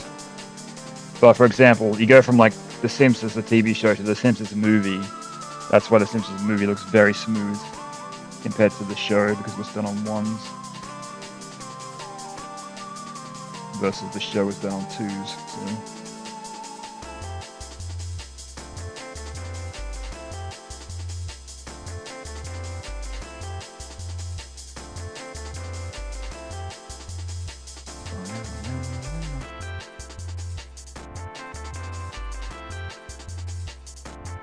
But yeah, with anything like art-wise, I'm always like self-taught. I was never really like, how do you draw this? Well, more like a lot of it was like trying, like seeing it, you know, how I can do this and how I can do that. Like even the way that I draw like mouths was like very inspired by Family Guy. How they draw mouths. How they have kind of like the teeth that come in and then they kind of like clench together and then separate again.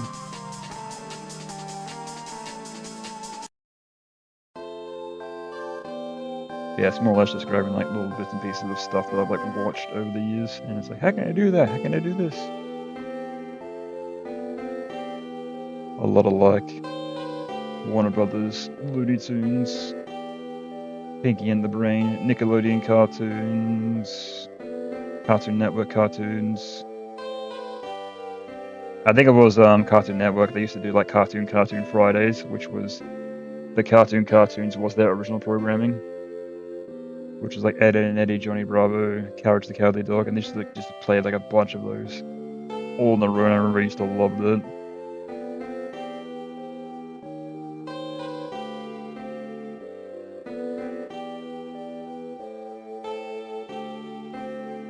It's very cool.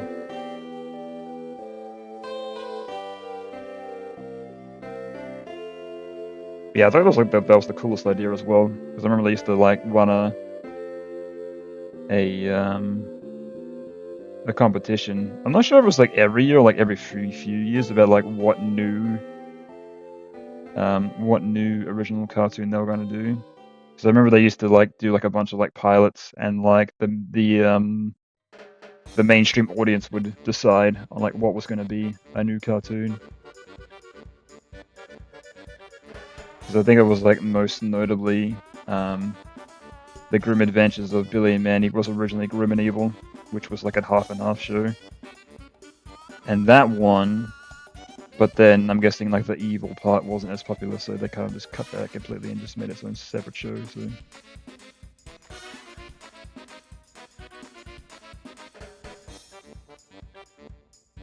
It's interesting how that works.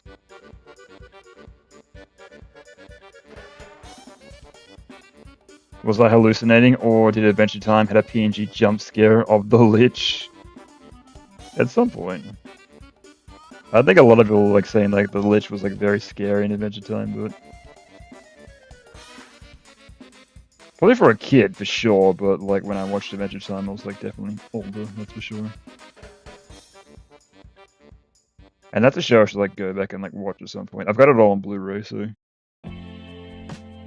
Oh, this song also played. Is this randomized?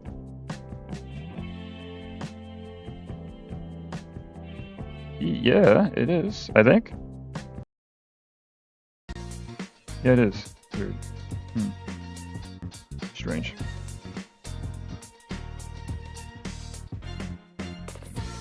Yeah, I'm not too sure. PNG jump scare. Yeah, I don't know. Have to go back and watch the whole entire series again. Really nice. So ironically, I never really watched because they did the spin-off series, Fiona and Cake. Don't think I got into that personally because I remember I like skipped all the Fiona and Cake episodes in Adventure Time anyway. Because I'm like they're not canon, I don't care. So.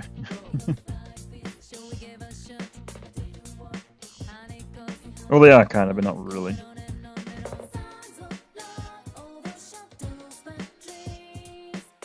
But I'm like, I want to like know what's happening with like the main cast, unlike these other episodes which don't really amount to anything.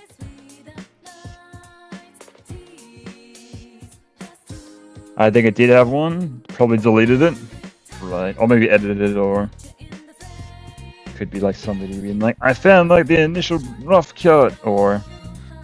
But I think it was. I do find it hilarious about people that have found the Adventure Time storyboards or like posted them to the public. And they do like put swears in there, so and then they'll like edit them out later on. I think it was hang on, let me see if I can find it actually.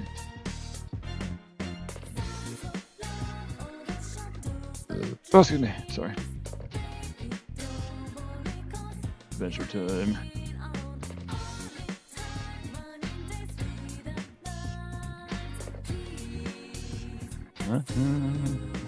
Yeah, there it is. I grabbed this. Perfect. Let me see if that. Okay, I don't want that one. Let me change this.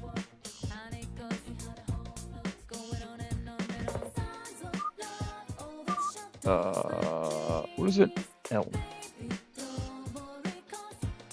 There you go.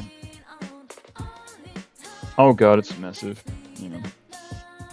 Let me shrink that a bit. Yeah, but this one. Like, bitch. That one's amazing. Oh, like they'll get like Finn to say like fuck, and then like they'll change it later on. But I think it was in this they changed it like to him to say like fly donkus.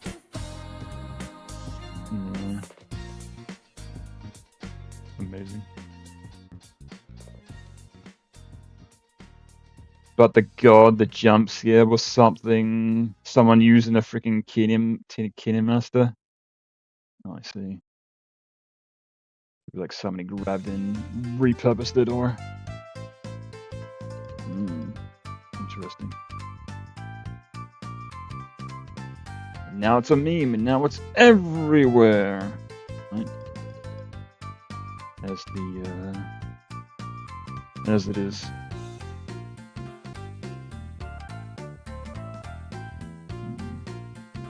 Whoops. Emo, watch your mouth. Yeah, apparently they did that with all the storyboards though. They used to just put in swears and like as placeholders and then change them later on. So.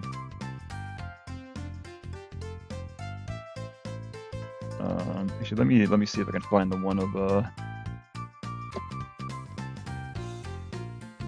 see if I can find the one of. Oh yeah, here we are. Here's the one of Finn. Oh, web piece, suck mouse. Yeah. I gotta screen cap this. 1 second.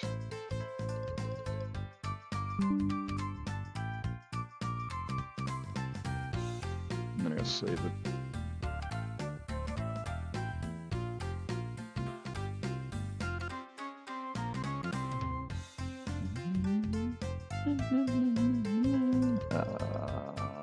go like this.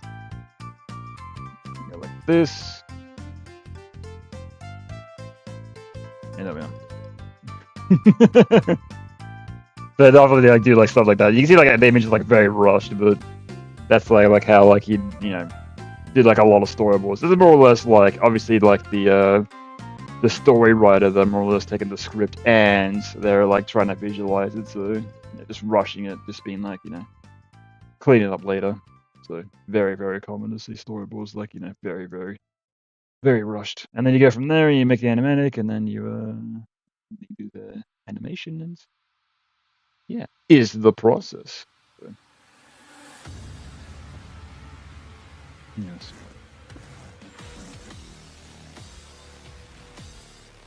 Oh.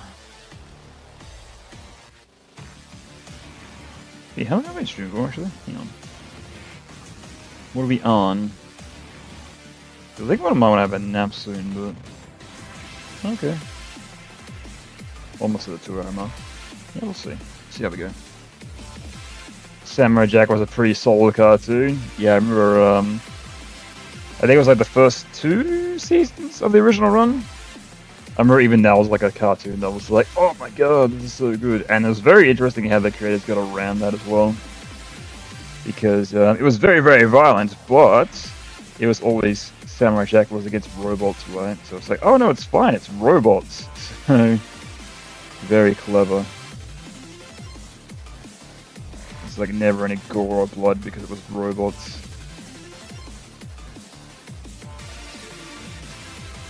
And I think it was actually got like the Samurai Jack director to work on some of the scenes of, I think it was Iron Man 2 because of that. So some like more like the battle scenes.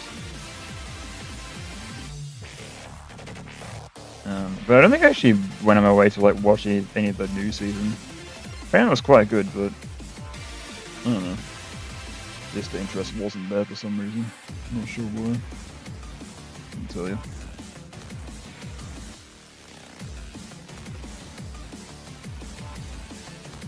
No clue.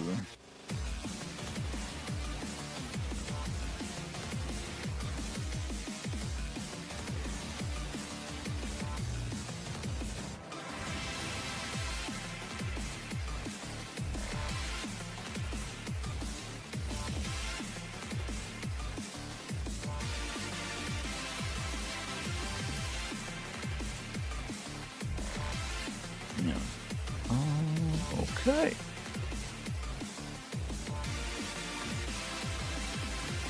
Don't want to actually. Guys? That's fine. Like, CMS should maybe. Yeah, maybe that's alright. Make it actually kind of open to mouth quicker. Have it open for longer.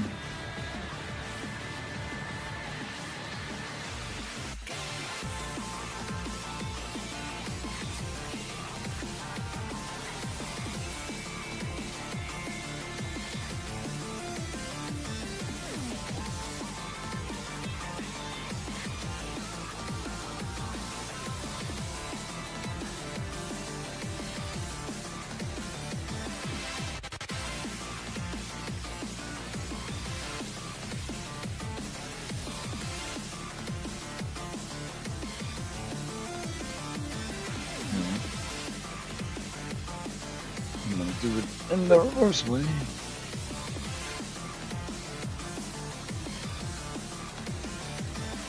There's actually, oh no, hang on. Oh, I actually did mess up. Yeah, let me fix that then. Oh, I see. Okay, never mind. I actually do want to make that like that. Yeah. Not just fine, there's also inappropriate jokes though. Right. Well, I guess you can like take some jokes and you can like make them slip through the cracks if they're not very apparent. Like if the kids don't exactly get them right away. And I remember, I think it was most notably Rareware back in the day because they were a British studio. And obviously Nintendo was the publisher, a Japanese studio. They obviously didn't like understand like a lot of like the jokes and the humor, so some like the more the adult humor did slip through the cracks at some point, but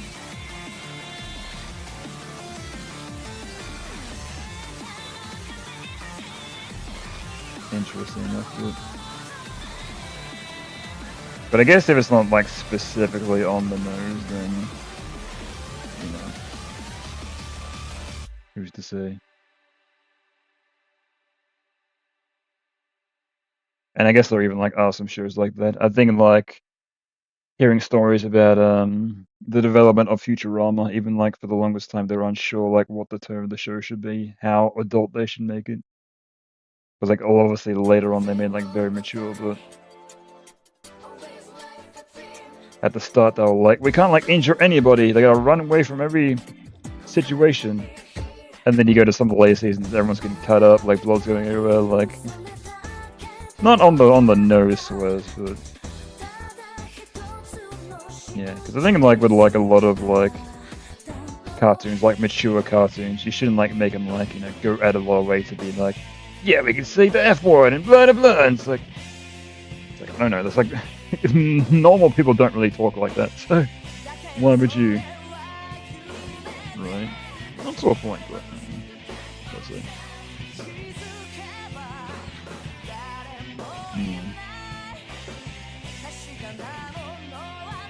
Ooh.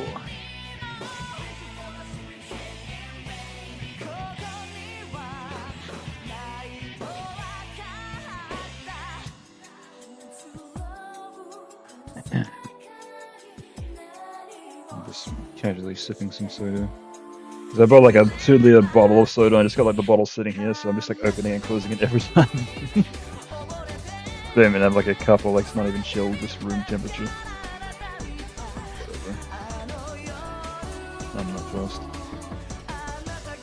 I mean, colder is nicer, but I don't actually need it. It's still wet. Still got bubbles in it. Does its job. The bubbles. My bubbles.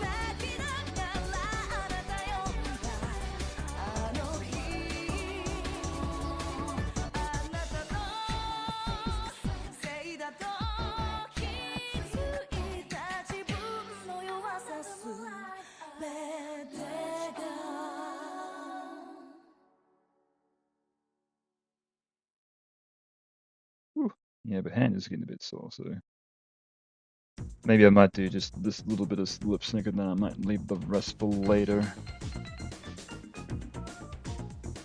Cool idea. Because I've been like working on this thing for like this like individual part for like on and off for a couple of weeks now, so stopping here wouldn't be the worst thing in the world. Because I think like the worst thing I want to do is like try to push myself, especially like when my hand is sore. Because I remember I did that for one cartoon I made like forever ago.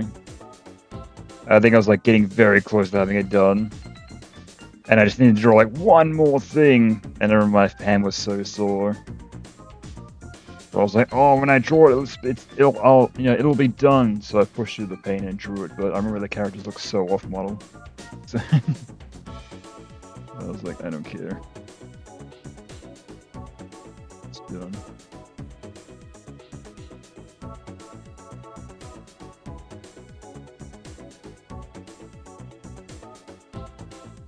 To be fair, that used to be like my mentality back in the day.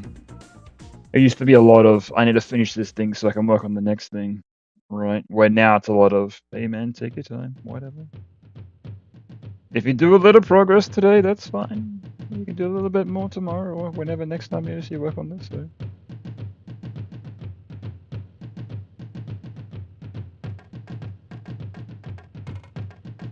Not the biggest deal in the world. How much time to take you making animation video? Or it's I don't know. It depends on the project as well. And how much free time I have. I think it was a 4-minute video used to probably take me about like 2 months. Something like that, but yeah, both part 1 and part 2 of this theories took me a year to make each, and that's when I wasn't working, and I could work on this every day if I really wanted to, and I did. So, 'cause I think like sometimes I was like sitting on my computer for like 10 hours. I wasn't like working on the animation the whole entire time, but you know, I just like, you know, draw a little bit, like look up something, draw a little bit, watch a video, draw a little bit, so over time.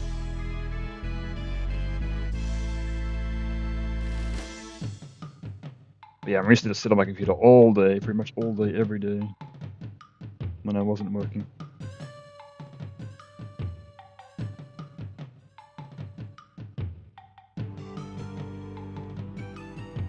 Yeah, those were the days. Damn. But yeah. I think that'll do it. So now it looks like this. We made dinner, you guys. Eat up. Okay. We made dinner, you guys. Nice. Alright, cool.